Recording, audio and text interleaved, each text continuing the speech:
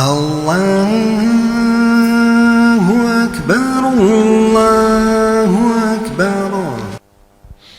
Община мусульман. В Священном Коране есть аят, который ясно показывает ограниченность человеческого знания и слабость его понимания. И если мы действительно уверовали в Коран, то этот аят должен стать для нас жизненным ориентиром и основой отношения к происходящему. Говорит наш Господь: «Из знаний вам даровано лишь немногое». Человеческое знание ограничено, а его взгляд недальновиден. Человек чаще всего мыслит и судит, исходя лишь из настоящего момента, не будучи способным увидеть, к чему происходящее приведет в будущем, и какие последствия скрываются за событиями сегодняшнего дня.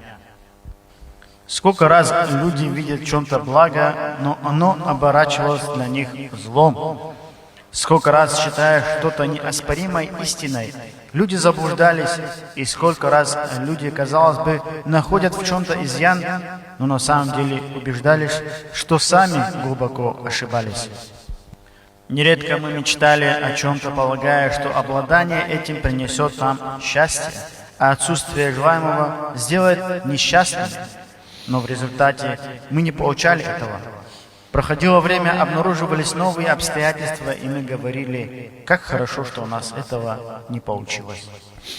Все это означает, что мы не должны полагаться исключительно на себя, а необходимо всецело уповать на Аллаха. Тот, кто надеется на себя, подобен тому, кто входит в море с завязанными глазами. А тот, кто уповает на Аллаха, подобен тому, кто твердой поступью ходит по земле. Община мусульман. Всевышний Аллах сделал этот мир средством испытания. Следовательно, человек в любом случае будет испытан.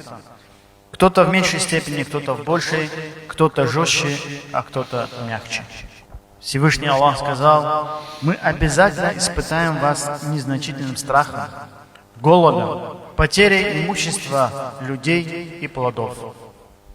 Нелегко пережить материальный крах, но гораздо тяжелее потерять здоровье или пережить потерю кого-то из любимых, близких людей. Но что еще тяжелее, это быть искушенным.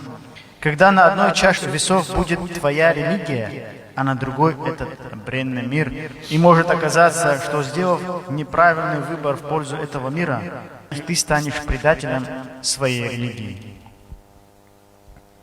Мы должны проходить жизненный путь с пониманием того, что трудности и испытания бывают разными по своей тяжести и последствиям. Поэтому верующий обязан уметь правильно расставлять приоритеты, смотреть на вещи взвешенно и не терять чувство меры. Один из брежных ученых говорил: «Когда меня постигает какое-то несчастье, я не перестаю благодарить Аллаха из-за 4 вещей. Первое – за то, что это не коснулось моей религии. Второе – за то, что я смог проявить терпение в отношении того, что произошло со мной. Третье – за то, что испытание не оказалось еще более тяжким, хотя могло быть и так. В-четвертых, за то, что я смог верить в свое дело Аллаху, когда со мной произошла эта беда». Когда что-то происходит, нужно больше думать не о том, что ты потерял, а о том, что у тебя осталось. Вот тогда ты сможешь быть благодарным Аллаху и увидеть произошедшее иными глазами. Община мусульман. Сегодня людей больше всего тревожит и больше всего портит вопрос денег. Но не забывай, что уменьшение или потеря какого-то имущества может обернуться для тебя еще большим благом. На эту тему есть хадис Кудси, в котором говорится: «Среди моих рабов есть те, для кого лучше быть стесненным в средствах. Если же я обогащу его, то это может ему навредить».